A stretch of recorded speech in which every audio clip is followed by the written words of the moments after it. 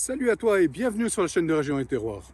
Comme tu peux le constater, je me retrouve à nouveau en Gruyère, dans le bas Intiamont, et plus exactement dans le joli petit village de Pringy. Aujourd'hui, je t'invite d'aller à la rencontre de Léon Douta, qui est maître tavillonneur, un métier ancestral qui se transmet de bouche à oreille.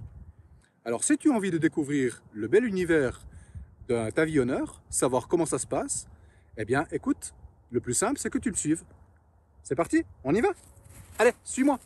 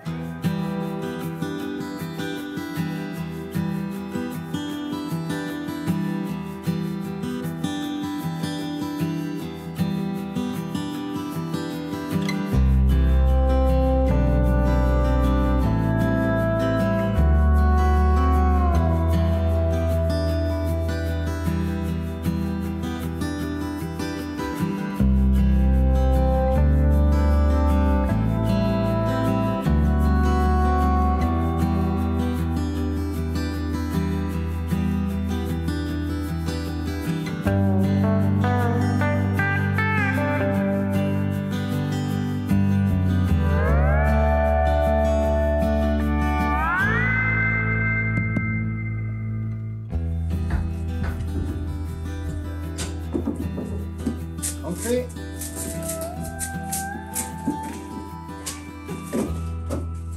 Salut Léon! Salut Fluc. Ça va? Bien et toi? Matinal? Extra? Ouais. Tu vois, comme une journée de travail. Il fait plus chaud à l'intérieur qu'à l'extérieur, quoi. Ouais, il fait frais, hein. Bon, après, c'est la saison, hein, il faut. Oui, Parce que oui. l'hiver Après, est ça- assez court. Ça a un certain charme aussi. Exactement. Ouais. Après, c'est vrai, si on est un peu frileux, Ça, c'est sûr. le matin, ça décoiffe. Ça décoiffe, ça réveille. Hein? Et ça réveille, ouais, effectivement. Ouais. Ok. Tu vas bien? Oui, C'est impeccable. bon? Impeccable. Impeccable. Merveilleux. Alors, c'est parfait. En tout cas, merci de nous recevoir, quoi. Mais pas de souci, c'est avec plaisir. C'est avec plaisir. Hein. Tu vois, si on peut faire découvrir notre petit métier, c'est toujours sympa. C'est vrai que l'hiver, on est toujours dans les ateliers et personne ne nous voit. On nous entend peut-être parce qu'on tape quand même. Hein. Ouais. Personne ne nous voit. Puis l'été, on est perdu souvent dans des chalets d'alpage ou des endroits un peu insolites. Donc aussi, peu de monde nous voit. Donc on est un petit peu comme les marins. Hein.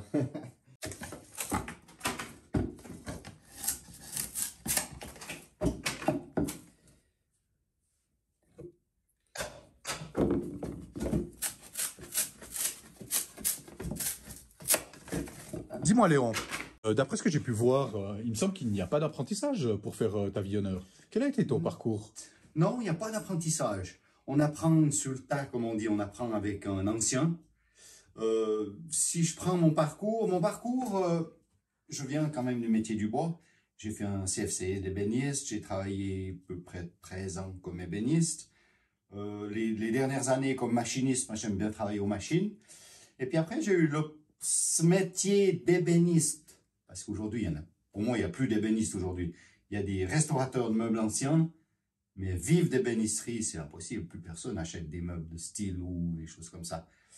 Et puis, ça, c'est ce que j'ai appris. Ça se perdait, puis ça m'a désintéressé. Parce que travailler des panneaux particules, de la mélamine, c'est plus de l'ébénisterie. Enfin, pour mon avis. Hein. Il y avait un tavillonneur ici dans la commune Gruyère, Joseph Douta, Zézé, qui n'avait pas d'enfant, qui s'approchait gentiment de la soixantaine, et puis on se connaissait bien, puis tout en discutant, un jour, je dis, ah, moi, mon métier, ça commence à me sortir par les oreilles, puis il a sauté sur l'occasion pour me dire, ah, mais ça serait peut-être un métier pour toi, tu aimes le bois, tu aimes être dehors, tout ça. Et puis, toi, quand tu as 33 ans, 34 ans, puis tu veux changer de métier, tu as une famille, une maison, tu te poses 1000 questions.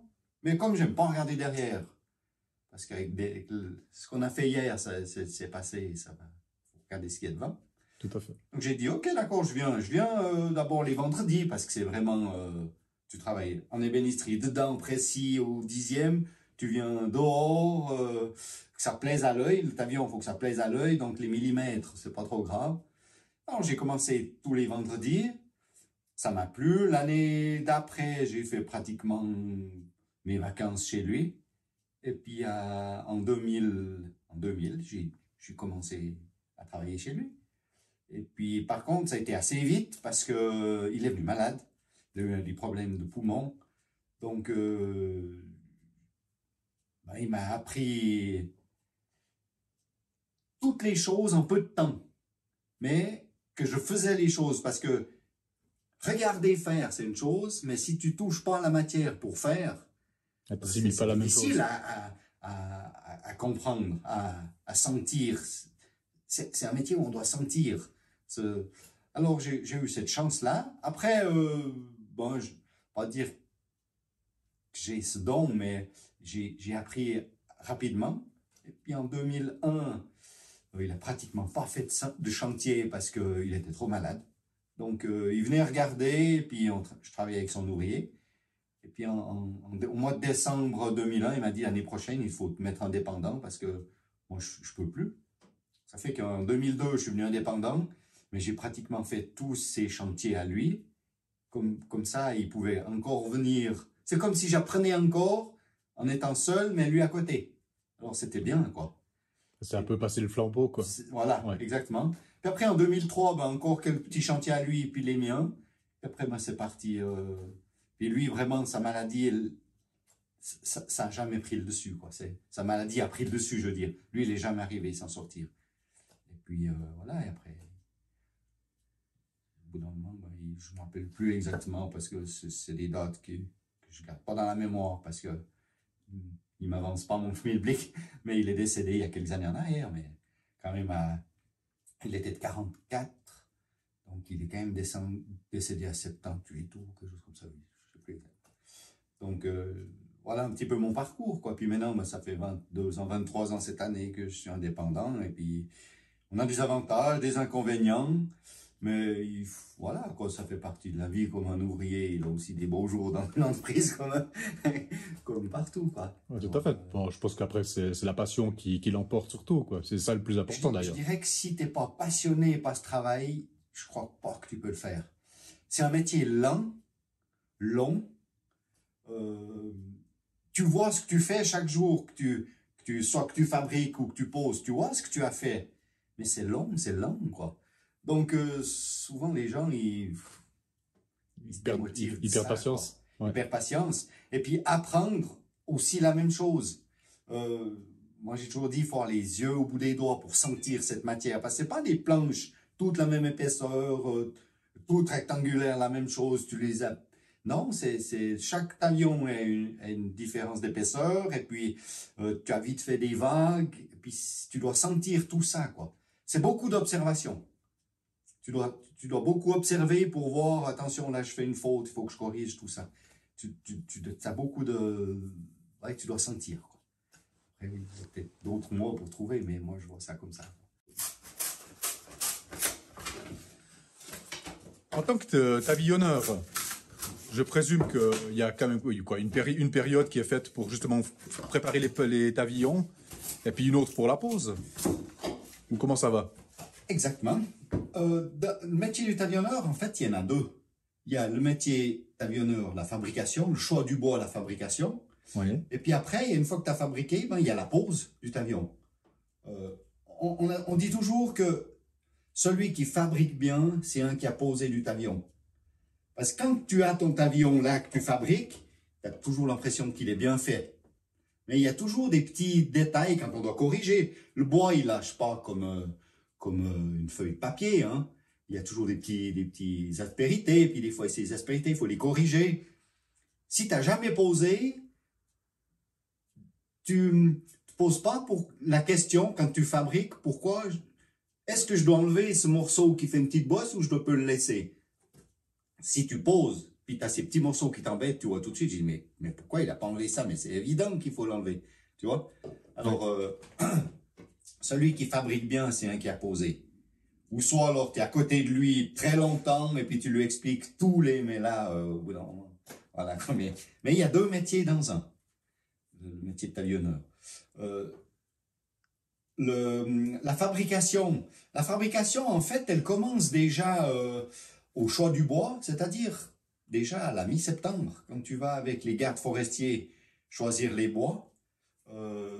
Tes bois, tu les choisis, soit c'est dans des coupes qui vont faire durant l'hiver, ou soit, quand tu connais bien ta région, tu peux aller choisir des coupes où tu vas couper uniquement tes plantes à taillon.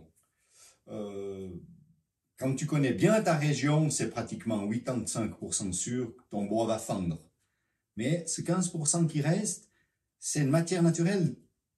Pourquoi il va pas? Ben, on ne sait pas ce qu'il a sous les pieds. Il faut beaucoup observer aussi autour si avant il y avait des vieilles plantes qui la protégeaient quand il a grandi. Il y a beaucoup de facteurs qui font que elle va ou elle va pas. Mais quand tu connais bien ta région, en général, avec les années, ben, tu te trompes de moins en moins, quoi. Mais moi, je touche du bois. J'ai la chance de... C'est le cas de le dire. Ouais, c'est le cas. On en touche tous les jours, donc c'est vrai, ouais.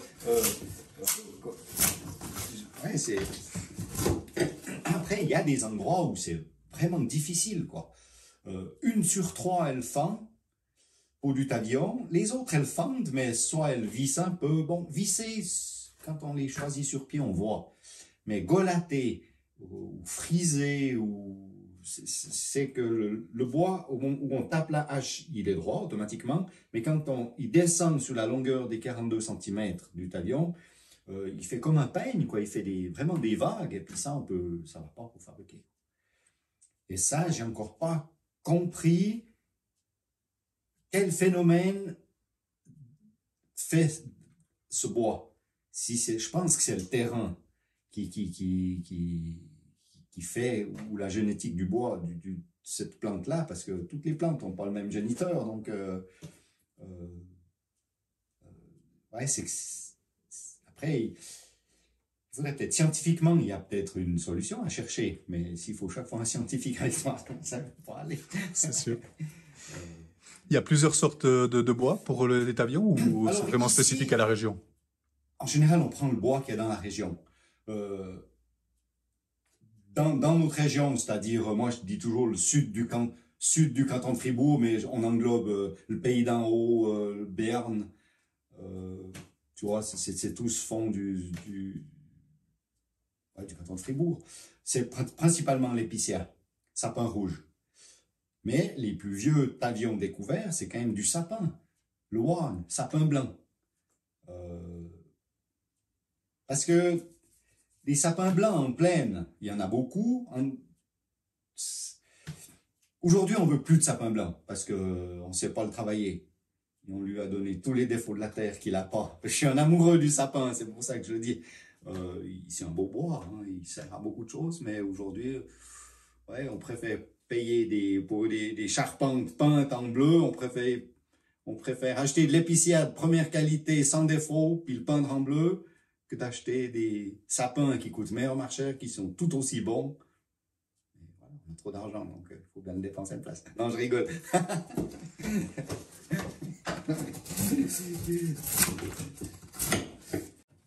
Il y a un âge minimal pour le bois? Je dirais l'âge minimal, bien sûr qu'on ne peut pas prendre une plante qui a 30 ans, le diamètre sera trop petit. Parce que ce qu'on recherche dans une plante à taillon, la veine tendre, elle soit la plus étroite possible, parce que c'est celle qui s'use le plus vite aux intempéries. Donc le bois, en ayant une veine où le bois est grandi d'avril à septembre, la plus étroite possible, ça fait qu'il grandit tellement lentement qu'un diamètre, en fait, il veut rien dire. Si on prend un diamètre de 45 à 1500 mètres ou à 400 mètres d'altitude, À 400 mètres d'altitude, il aura peut-être 100 ans, même pas, 80 ans, et puis à 1500 mètres, il en aura 200. Donc le diamètre ne veut pas dire l'âge. Mais l'âge environ, on s'amuse des fois à compter d'une plante à talion, c'est entre 120 ans et 150, 180 ans. Donc là, on ne peut pas dire d'âge minimum. C'est qu'on cherche un diamètre en général de 40, 45, 55. Mais comme on est en altitude, c'est de toute façon des vieilles plantes. Mais ces vieilles plantes, dans la forêt, elles doivent loin. Parce que les sous-bois, cette grande plante, ben, elle prend de la lumière, elle empêche les autres qui sont dessous de prospérer. Et puis, ça, c'est une chose. Puis la deuxième chose, si le sous-bois, il a déjà bien grandi, puis tu dois abattre ces immenses plantes, tu fais du dégât dessous. Donc, il faut les enlever avant de faire des dégâts, parce que c'est dommage d'entretenir le dessous pour que ça pousse, puis quand tu abats une plante, tu casses tout ce que tu as.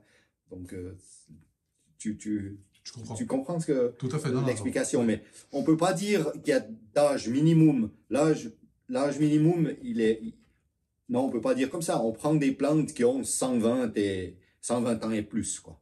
D'accord, ouais, donc ça c'est la moyenne. En fait. Ça c'est la moyenne, ouais. Mais je dirais plutôt même 150 ans et plus. Mais une de 150 ans peut avoir 70 de diamètre comme 45 de diamètre. Ça, c'est tout l'endroit où elle a grandi qui fait son diamètre, en fait. Okay. Ouais. Maintenant, est-ce qu'il y a un temps de séchage, malgré tout, avant que tu puisses toi les utiliser? Non, il n'y a pas de temps de séchage. Parce que tu peux abattre aujourd'hui la plante, la fabriquer, la poser demain. Pour fabriquer le bois, il faut du bois frais, c'est-à-dire du bois vert, du bois qui a été abattu peut-être mi-octobre, à la bonne lune d'octobre ou de novembre. On le fabrique. À notre temps actuel, on fabrique à la mauvaise saison, on le stocke, et après on va à la pose, parce qu'on a des moyens de transport aujourd'hui. Mais juste avant les années 1960, ils fabriquaient et ils posaient sur place directement. Ils faisaient très peu de stock, un peu l'hiver pour quelques façades qu'ils avaient en début de saison, mais autrement, ils fabriquaient, ils posaient carrément sur place. Ça veut dire qu'ils abattaient aussi des arbres en sève, en plein mois de juillet, en plein mois d'août, mais ils regardaient la lune, comme on regarde aujourd'hui, mais c'était encore plus important de regarder cette lune à cette période-là. Après, souvent, ils abattaient, ils laissaient quelques jours l'arbre par terre avec les branches pour que ces branches puissent sortir un peu cette humidité, cette résine du tronc, et après, ils fabriquaient, ils posaient. C'était toute une autre... Les chantiers étaient totalement différents d'aujourd'hui. Aujourd'hui, on va démonter 300 mètres carrés en 3 jours, on bâche, et puis on pose. Mais à l'époque, il faut penser que les plus grandes couvertures qu'ils avaient, c'est peut-être les bâches qu'ils mettaient sur les chevaux ou les choses comme ça. Donc, ils ne pouvaient pas démonter des immenses parties. Ils fabriquaient, voilà, ils annoncent du beau, on voit que le beau va arriver, ben, ils démontaient un petit bout, ils posaient, ils fabriquaient, ils reposaient, démontaient, ils reposaient, ainsi de suite. C'était tout un autre... ça devait être aussi intéressant, quoi. Par contre, les chantiers devaient aussi durer long, mais ils ne faisaient pas aussi les chantiers... Le chalet en une fois, c'était beaucoup... il tirait ses toits jusqu'à la fin, jusqu'à le dernier trou, quoi. Ouais. Parce qu'aujourd'hui, souvent, on démonte des toits qui ont un petit peu plus que la moitié de leur vie, quoi. Parce que on n'accepte plus que ça vieillisse. Aujourd'hui, c'est comme ça. On a trop d'argent. C'est malheureux. C'est malheureux, c'est malheureux. Quand tu es taillonneur, puis tu dois démonter un toit qui a 27-30 ans, mais tu te dis, mais les gens, la souffrance qu'ils ont eue pour fabriquer, poser, et puis tu démontes ça, mais c'est une aberration. Parce que on est dans une société où, voilà, les assurances, on vous donne ce montant pour réparer, puis il faut réparer. Et puis en fait, on pourrait les garder peut-être encore 10, 15 ans. La consommation à outrance dans tous les domaines, quoi. Dans tous les domaines. Et ça va jusqu'au talion. Et ça, moi, je me défends de ça. Mais souvent, les gens me disent, ouais, mais ça te donne du travail. Peut-être, mais c'est la plus mauvaise publicité qu'on peut faire pour un taillonneur. Oh, il y a 25 ans, ils ont déjà fait ce toit, il est foutu, ils doivent déjà le refaire. Non, il n'est pas foutu, c'est qu'on a voulu le changer. Mais voilà, je me bats la contre. J'espère que les jeunes qui arrivent maintenant vont aussi se battre, mais j'ai un doute.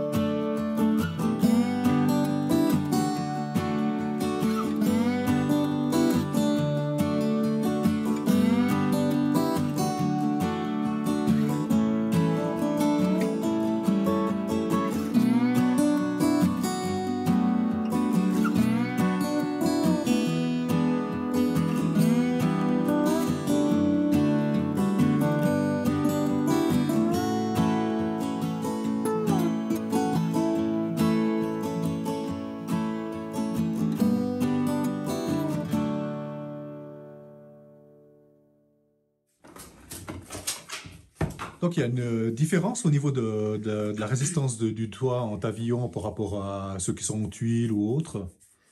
Alors, il faut bien comprendre que actuellement, les toits en pavillon, c'est principalement les chalets d'alpage. Il y a quelques maisons dans les villages classées où on doit refaire les toits en pavillon.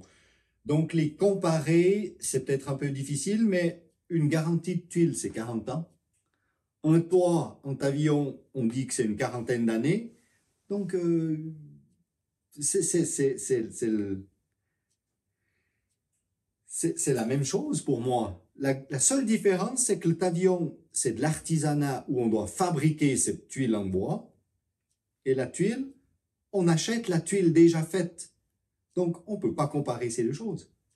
Si le couvreur devait acheter un four, acheter sa terre, faire sa tuile, je pense qu'on serait concurrentiel largement parce que la matière première, on l'a à côté de la maison.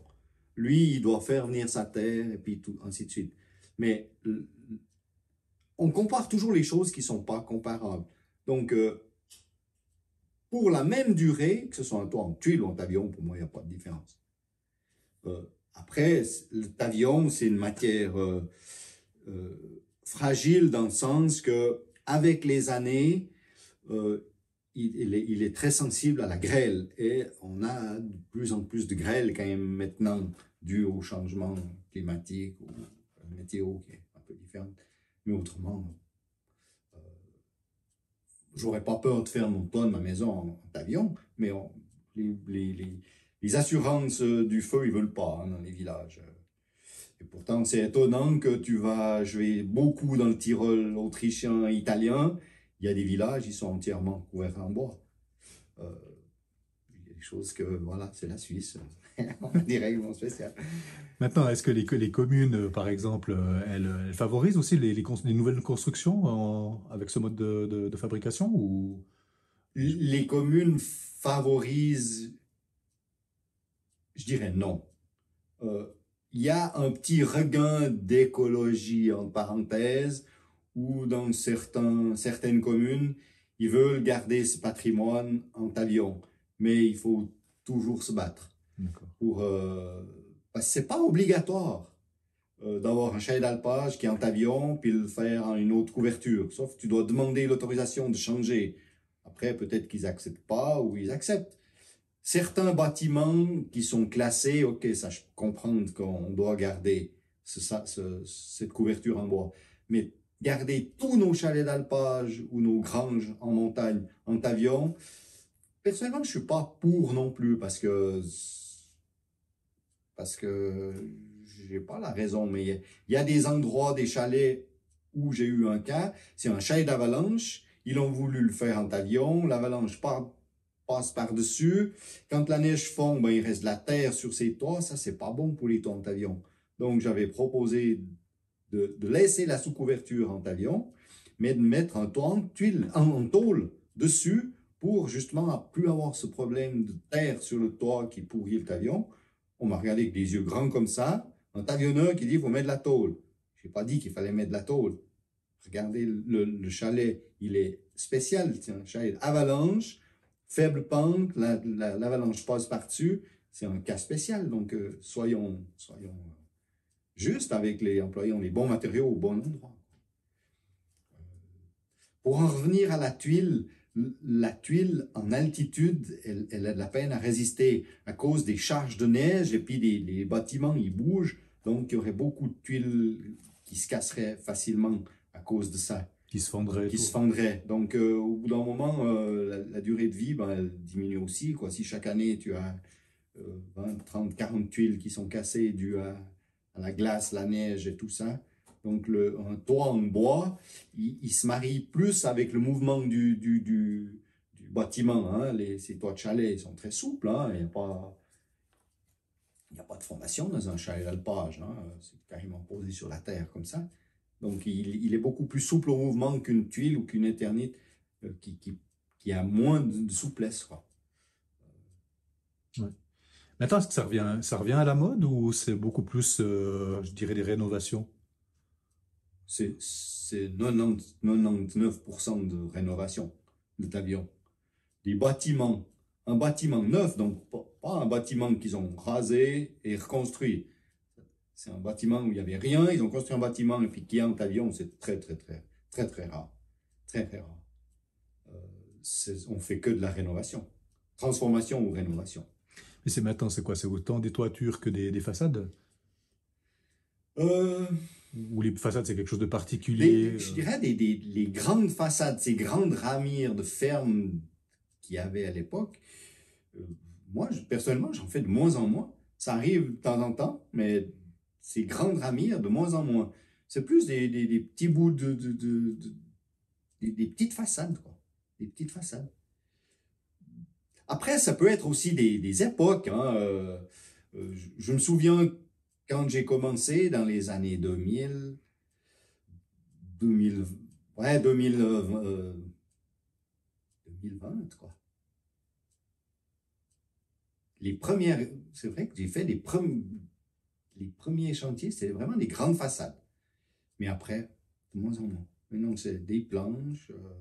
Encore une fois, c'est de l'artisanat. L'artisanat, ça coûte, quoi, c'est un certain prix. Souvent, ils nous comparent à l'éternite. Donc, on va comparer un avion qui est fait manuellement par une éternite qui est fait mécaniquement. On est bien d'accord. C'est le problème, il est là. Au bout d'un moment, on voit très bien, on fait des offres, tout ça. Les gens, ils regardent le montant à la fin avec le rabais. Et puis, bon, vous allez peut-être rigoler, mais moi, je ne me prostitue pas pour mon travail.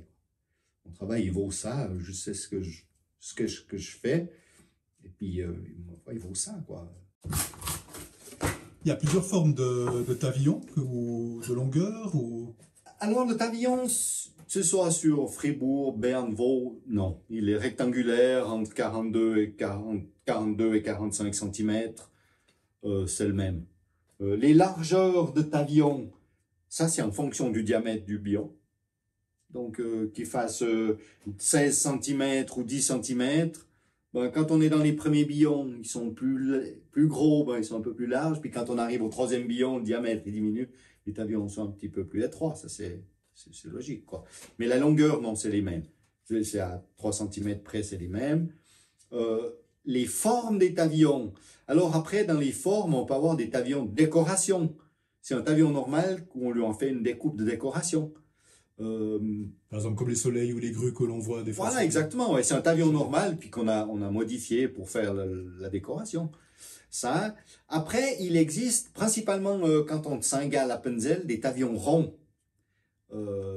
C'est aussi un pavillon de décoration. Mais on ne peut pas faire un toit en pavillon rond parce qu'il est posé bord à bord et c'est principalement pour les façades. C'est pas fait pour les toits. Un petit toit de décoration, de croix de cimetière, ça on pourra faire, mais ça va pas durer ce qui devrait durer. Mais autrement, les formes, non. Après, là, je suis pas très au courant. Je sais que dans les pays de l'Est, Roumanie, Bulgarie, Hongrie, il y a beaucoup de Norvège aussi. Il y a beaucoup de couvertures en bois, mais on n'appelle pas ça du pavillon, on appelle ça de l'anseil ou du gros bardeau. C'est une autre façon de faire des couvertures en bois. La différence, c'est que le pavillon, il est posé en bardélier, en superposition latérale, et l'anseil ou gros bardeau, et l'ancêtre de la vieille tuile, il est posé bord à bord, un doubli de départ, et après il est posé bord à bord. Et la deuxième différence, c'est l'épaisseur. L'épaisseur en pavillon, il fait environ 5-6 mm d'épaisseur, conique. Et puis l'anseil, c'est carrément des petites planchettes entre 12 et 15 mm d'épaisseur. C'est là la grande différence. Donc c'est un peu faux de dire que le pavillon c'est comme le bardeau, c'est pas le même nom, il y a quand même une petite différence malgré tout. Alors, si on va sur Charmey, ils vont que parler de bardeau, en fait c'est du pavillon. Si on prend la chanson du Vieux Chalet, ils parlent de bardeau, mais c'est du pavillon. Je pense que c'était pour une rime dans la chanson. Mais si tu parles à un tavionneur qui parle de pavillon ou de bardeau, c'est la même chose. C'est soit de l'anseil ou du gros bardeau. D'accord. Puis c'est là les différences. Mais souvent, on parle d'enseille, quoi. Puis le bardeau, on parle de bardage, ça c'est une chose, mais c'est l'enseille ou du tavion. Mais chez nous, tavion ou bardeau, c'est une chose.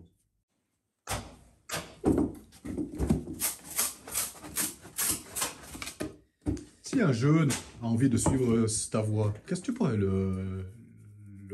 conseiller ou... Patience. Patience, courage, volonté. Mis à part ça, il n'y a pas de papier de tavionneur, donc tu n'as pas de CFC. Tu as un immense savoir. Quand tu auras 20 ans de métier, tu auras un immense savoir, mais tu n'es pas reconnu parce que tu n'as pas de papier. Alors, fais un métier du bois pour avoir un CFC à la base à 20 ans. Menuisier, charpentier, bûcheron, c'est un avantage pour la connaissance du bois. Et après, tu peux prendre contact avec, je dirais même, fais quelques années dans ton métier pour prendre de l'assurance, pour faire des connaissances, tout ça. Et puis, une fois que tu es un petit peu plus stable, c'est-à-dire à 25, 30 ans, ben, tu regardes avec un tavionneur qui veut bien t'engager comme apprenti, parce que tu vas revenir apprenti, hein. C'est pas parce que tu as fait un apprentissage dans le bois que tu vas tout savoir sur le tavion, c'est de nouveau un apprentissage. Donc, sois courageuse de te dire, ben ok, je reviens apprenti, je vais rapprendre un deuxième métier, et puis après, j'aurai un savoir avec les années. C'est pour ça que je dis, sois patient et courageux. Mais aujourd'hui, on veut tout de suite. C'est pas parce que je vais t'apprendre ça que tu vas savoir. Mon savoir, tu pourras jamais le prendre. Je vais te transmettre ce que je sais, mais si toi, tu fais pas l'effort d'apprendre, personne ne peut rien pour toi. Personne ne pourra rien pour toi. Donc, mais c'est un apprentissage vraiment qui suit pas une norme d'école, hein, on est bien d'accord. Pas du tout, non. Voilà. Non, parce qu'on a des chantiers où sur un toit de chalet, on peut avoir toutes les complications. Puis l'année d'après, ben, les chantiers que tu as, ben, il n'y a pas de complications parce que les pans usés, ben, où il n'y a rien. C'est que des bouts droits. Donc, tu vas peut-être travailler 3 ans chez un tavionneur, puis tu n'auras jamais fait une cheminée. Et puis la 4e année, tu vas en faire 4.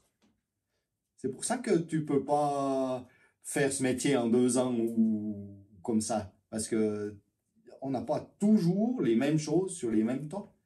Donc, celui qui fait 2 ans, puis qui se dit « Oh, je sais le métier, je me mets à mon compte », ok, d'accord, il n'y a pas de souci, tu ne peux pas interdire les gens. Mais tu sais quoi? Tu sais rien.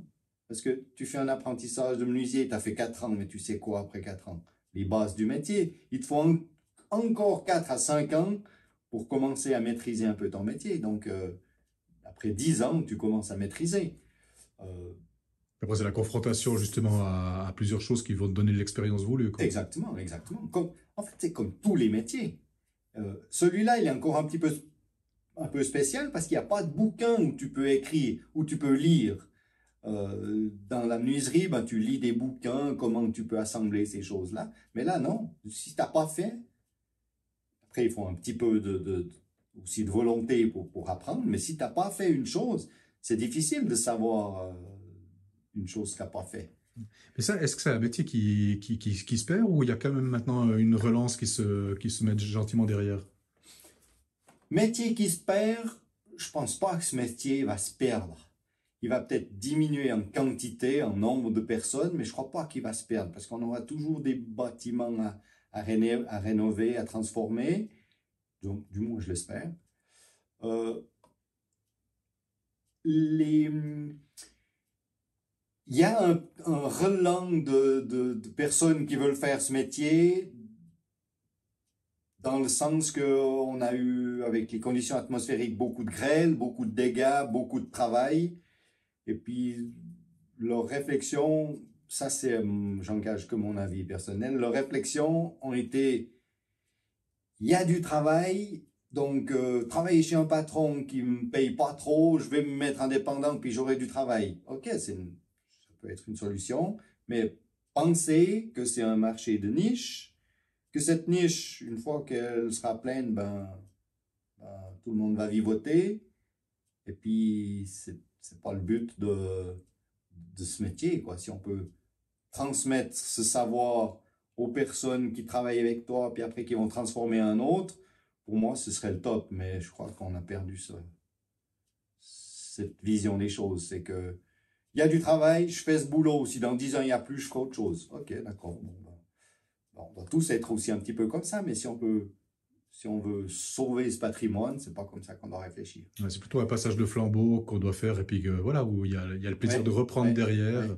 Alors, c'est pour ça que on en revient toujours à la même chose, hein, patience et courage, quoi.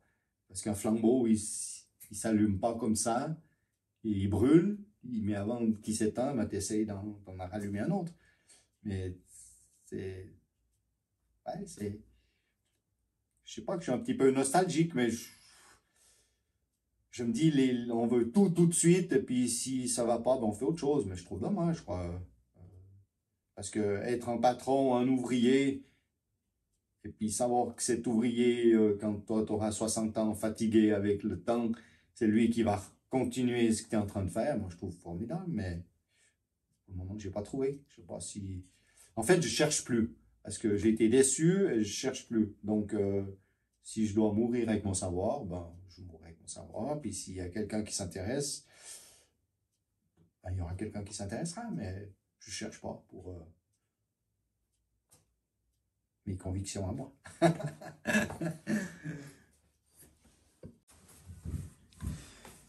Quelles sont les étapes de la fabrication de pavillon? Les étapes sont le choix du bois en premier. Une fois qu'on a choisi l'arbre, abattre l'arbre. Une fois qu'il est par terre, environ à 15 mètres du tronc, on lui coupe une meule de 42 cm de long, on le fend lâche, le bois il s'ouvre, la réponse elle est immédiate. Oui il va, non il va pas. Il n'y a pas, ça peut aller, peut-être, non, il va ou il va pas. Cette plante elle va, ok. Alors, on va, le forestier, les bûcherons vont la machiner, la préparer, mettre à porte-camion. Une fois que c'est à porte-camion, ils vont l'amener à l'atelier. Une fois qu'on a l'atelier, on va l'écorcer, tronçonner des meules, 42 cm, et après faire des mugias. Un mugia, c'est une pièce triangulaire comme celle-là, où on va fabriquer le tablion dedans. Une fois qu'on a ça, alors on va fabriquer le tablion. La journée, on fait là notre pile. Le soir, on fait les paquets de tablion qu'on va mettre dans la pile. Ça, c'est la partie de la fabrication du tablion. Une fois qu'on a fabriqué nos billons qui étaient à l'atelier, au stock, on va partir pour le poser. Donc, on va reprendre ces paquets, les amener sur le toit, les amener au chantier. D'abord, il faudra démonter l'ancien toit jusqu'au latage à tablion. Une fois qu'on a démonté ça, là, on peut recommencer la pose du tablion. C'est-à-dire qu'on va prendre ces paquets de tablion où il y a toutes ces pièces de tablion, on va les assembler, les clouer. C'est la suite de l'arbre à la pose. Merci. Oui. Et le nombre de fois qu'on prend le même morceau, je dirais qu'il est hallucinant, quoi. Parce que depuis que tu l'as pris la première fois en forêt, quand tu l'as fendu avec tâche, tu l'as versé, tu l'as ouvert, tu l'as déjà pris une fois pour le mettre sur la camionnette pour l'amener à la maison. Et si tu le comptes jusqu'à qu'il soit posé sur le toit, ce même morceau, tu l'as pris entre 11 et 12 fois. Donc, c'est hallucinant, quoi. Tu dis, mais c'est pas possible, quoi. Voilà, on arrive à la fin de ce reportage. J'espère que tu auras apprécié cette vidéo. J'en profite pour remercier très chaleureusement Léon Douta pour son chaleureux accueil, ainsi que de nous avoir partagé ce très joli métier d'artisanat. Si tu as aimé cette vidéo, je t'invite à la liker, à la partager au plus grand nombre, à t'abonner. Tout ceci permettra de renforcer la chaîne. Par la même occasion, je te rappelle que tu peux te rendre sur notre site internet www.regionetterroir.com. Tu y trouveras d'autres compléments d'informations par rapport aux vidéos que l'on tourne. Si tu connais dans ta région des artisans qui valent également la peine d'être mis en avant, eh bien, tu peux m'écrire à info@regioneterroir.com. En attendant la prochaine aventure, on te dit ciao, wouf, et à tout bientôt. Prends soin de toi.